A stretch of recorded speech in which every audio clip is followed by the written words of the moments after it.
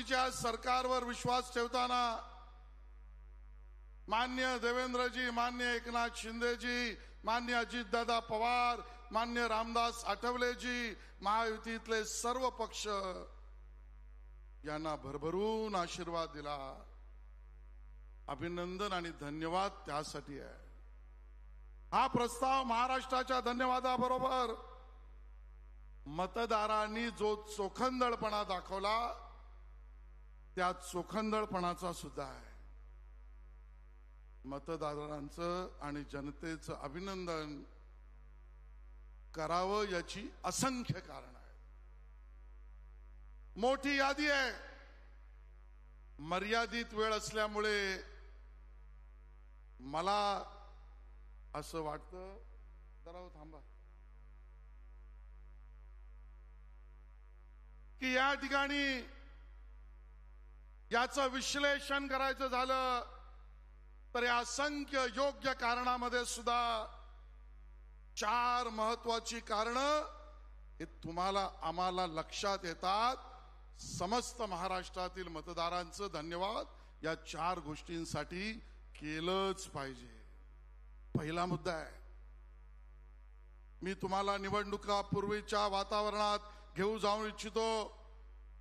निवडणुकापूर्वीच्या काळात केलेली आमच्या विरोधकांची सर्व पोपटपंची मतदारांनी केराच्या टोपल्यात टाकली. मतदारांचं अभिनंदन यासाठी आहे. काय म्हणत होते विरोधक? या मंचावरून त्यांचं नावही घ्यावं की नाही यावर एखाद्याच्या मनात प्रश्न येईल, पण विषय समजला पाहिजे म्हणून विश्वविख्यात प्रवक्ते पोपटलाल बोलत होते. त्या ठिकाणी आमचा पोपट मेलाय, आम्ही घाण पोपट आहोत. अमेरिकेत कमला हरली, इथे कमळाबाई हरील. विश्वविख्यात प्रवक्ते म्हणत होते. हरना और डरना दोनों मनाए. मोदीजींची कृत्रिम हवा संपुष्टात आली आहे हे म्हणत होते. देश चाहता है हम महाराष्ट्र विकास आघाडी सेंचुरी करेंगे. आणि 2 महिन्यांनी शिवतीर्थावर पत्रकार पोपटलाल सांगत होते, आमच्या शपथविधीला तुम्ही या. मतदारांनी केराची टोपली दाखवली. अभिनंदन मतदारांचं त्यासाठी आहे. सन्माननीय उद्धवजी ठाकरे म्हणत होते, महाराष्ट्र मोदी आणि शहा गुलामीत टाकू बघत आहेत. उद्धवजी सांगत होते, वातावरण निर्माण करत होते, अब की बार भाजपा तडीपार, अब की बार भाजपा तडीपार आणि महाराष्ट्रद्रोही रावणाचे दहन करा. ही वल्गना उद्धवजी करत होते. कार्यकर्ता म्हणून मी 31 जुलैचं त्यांचं भाषण विसरू शकत नाही. तुमच्याही ते लक्षात असेल, त्याची कॉपी मीही आणलीये. उद्धवजी म्हणाले, देवेंद्रजी एकतर तू राहशील नाहीतर मी राहीन. उद्धवजींनी वल्गना केली, धमकी दिली. देवेंद्रजी एकतर तू राहशील नाहीतर मी राहीन. लोकसभा निवडणुकीत मी पंतप्रधान नरेंद्र मोदी यांना असा नडलो की त्यांना घामच फुटला. आता त्यांचे भाषण पाहताना की वेते उद्धवजी म्हणाले. आणि पुढे म्हणाले, इतकी वर्ष अंडी उभवलीत काय, आणि आम्ही असेच आहोत, वाकड्यात गेलो की तोडून टाकतो. त्यांना ठणकावून सांगून ते म्हणाले, पंतप्रधान मोदींना आगामी विधानसभा निवडणुकीत प्रचाराला यावे तेव्हा त्यांची उरली सुरली गुरमीही उतरवून टाकू. उद्धवजी म्हणाले. उद्धवजी देवेंद्रजींना म्हणाले की एकतर तू राहशील किंवा मी राहीन. अहो, देवेंद्रजींनी तर त्यांच्या स्वभावानुसार उत्तर दिलं नाही. पण मला दुष्यंत कुमारांची आठवण झाली. आणि कवी दुष्यंत कुमार म्हणतात, हे उद्धवजी तुम्ही आणि तुमच्या पक्षाला नाही, गटाला मी सांगतोय. दुष्यंत कुमार म्हणतात, तुम्हारे पाव के नीचे कोई जमीन नहीं, कमाल यह है कि फिर भी तुम्हें यकीन नहीं। तेरी जुबान है झूठी जमूरियत की तरह, तेरी जुबान है झूठी जमूरियत की तरह, तू एक, यानी पक्ष म्हणतोय मी, तू एक जलील सी गाली से बेहतरीन नहीं। अशा पद्धतीच्या या निवडणुकीच्या पूर्वीच्या वातावरणाला मतदारांनी केराची टोपली दाखवली। काँग्रेस म्हणत होती भाजप हरणार, भाजप बिघडणारा पक्ष आहे। माननीय शरद पवार साहेब म्हणत होते राज्यातील शेतकऱ्यांना दुर्लक्षित करून मोठं बंड उभं राहील, संविधान बदलेल, आरक्षण जाईल, 3 राज्यात भाजप जिंकली तरी महाराष्ट्रात पराभव होईल।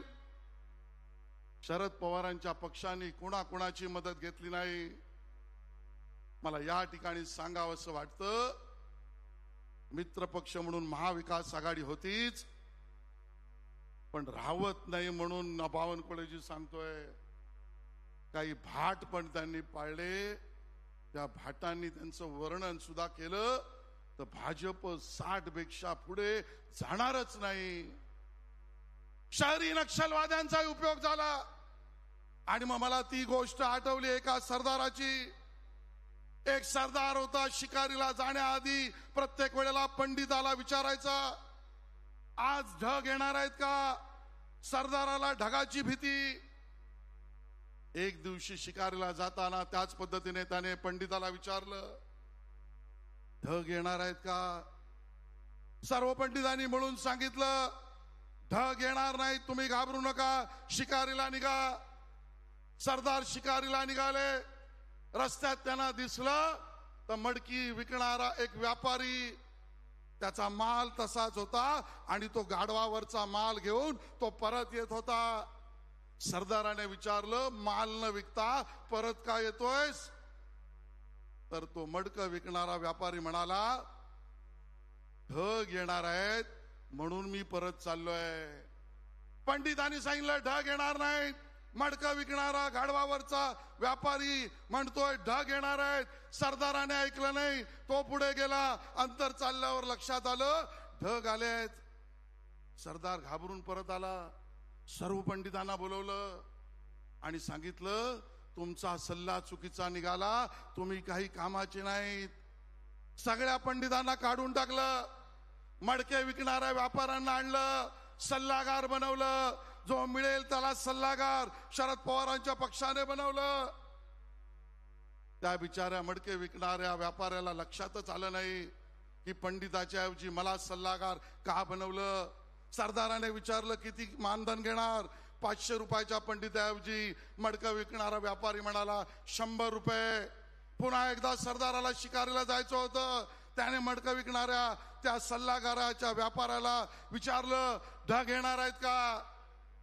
व्यापारी म्हणाला 10 मिनिटं थांबा। तो म्हणाला 10 मिनिटं का? मी म्हणाला जाऊन येतो। सरदार म्हणाला का जाऊन येतो?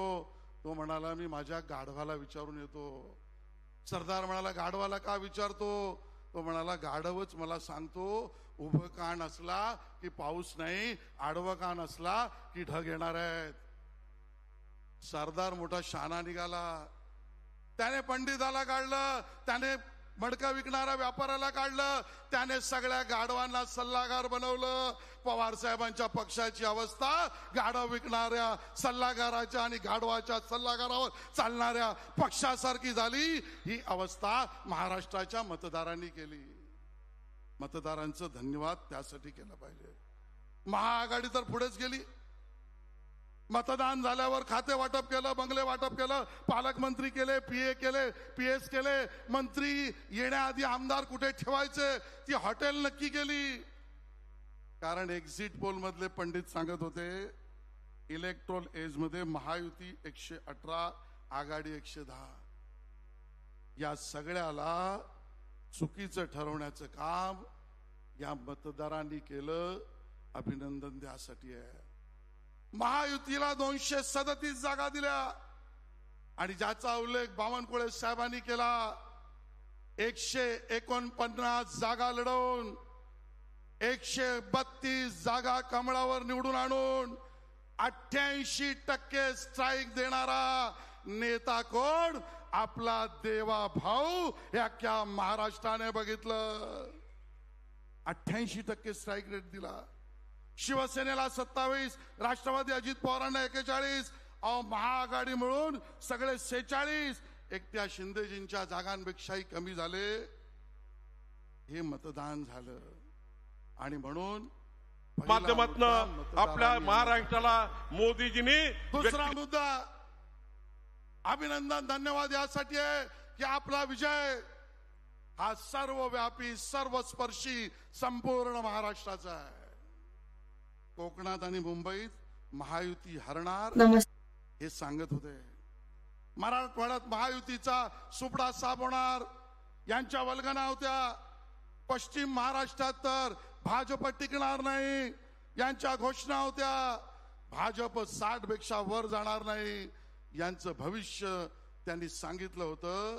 प्रत्यक्षात काय झालं?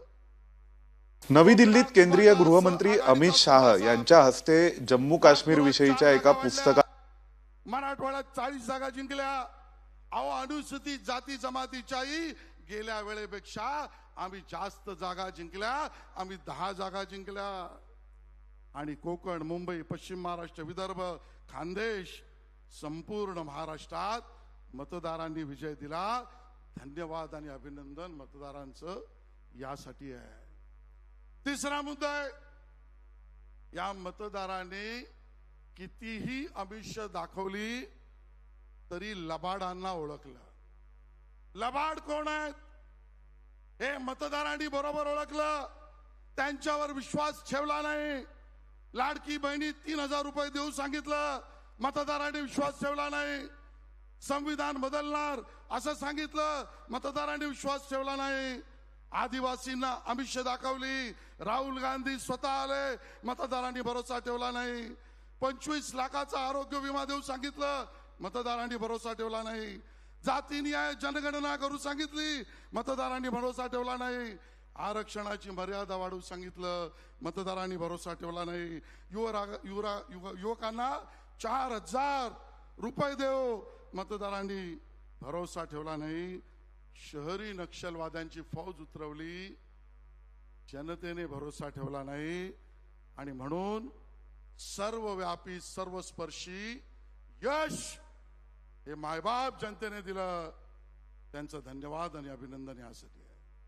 आणि शेवटचा महत्वाचा मुद्दा, आपल्या नेतृत्वावर भरोसा सर्व पद्धतीने महाराष्ट्रातल्या जनतेने दाखवला. 8वा ते दिवस मोदीजींना घालून पाडून बोलले, अमित भाईंना पाडून बोलले. आपलं नेतृत्व देवेंद्रजी एक संयमी, शांत, सुसंस्कृत परिवारापासून, व्यक्तिगत परिवारापासून ट्रोलिंग पर्यंत, जातीपासून अगदी विविध पुस्तकं काढेपर्यंत आपल्या नेतृत्वावर जी जमेल ती टीका केली. देवेंद्रजी एक व्यक्ती नाहीत, देवेंद्रजी एक शक्ती आहे. भारतीय जनता पार्टीच्या कार्यकर्त्यांची, तुमची माझी शक्ती हे स्वरूप देवेंद्रजी आहेत. आणि देवेंद्रजींवर केलेल्या टीकेनंतर पुन्हा एकदा ज्या वेळेला यश मिळालं त्यावेळेला मला वसीम बरेवलीची आठवण आली. देवेंद्रजीच्या स्वभावाचं वर्णन यापेक्षा वेगळं होऊच शकत नाही. आणि म्हणून म्हटलंय, वसीम बरेलवी म्हणतात, अपने हर हर लफ्ज का खुद आईना हो जाऊंगा. मी जे बोलतो ते करतोय सांगण्यासाठी मान्य नितीनजी आले. जोरदार टाळ्यांनी त्यांचं आपण स्वागत करूया. मान्य नितीन गडकरीजी यांचं. आणि म्हणून घालून पाडून ट्रोलिंग केल्यानंतर सुद्धा संयमी, शांत नेतृत्वाचा विजय याचं वर्णन वसीम बरेवलीने केलं. ते मी सांगत होतो, अपने अपने हर लफ्ज का खुद आईना हो जाऊंगा, उसको छोटा कह के मैं कैसे बड़ा हो जाऊंगा। तुम गिराने में लगे थे, तुम गिराने में लगे थे, तुमने सोचा ही नहीं मैं गिरा तो भी मसल बनकर खड़ा हो जाऊंगा। मुझे चलने दो अकेला, मुझे चलने दो अकेला, है मेरा यह सफर, रास्ता कोई रोके तो काफिला हो जाऊंगा, काफिला हो जाऊंगा।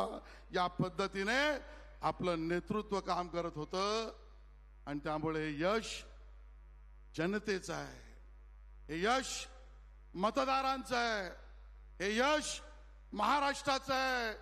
आणि म्हणून या यशानंतर आलेली जबाबदारी पूर्णपणे लक्षात ठेवून कार्यकर्त्यांनी अध्यक्षांनी दिलेला कार्यक्रम राबवणे ही आपली जबाबदारी आहे। एवढंच त्या ठिकाणी सांगतो आणि थांबतो।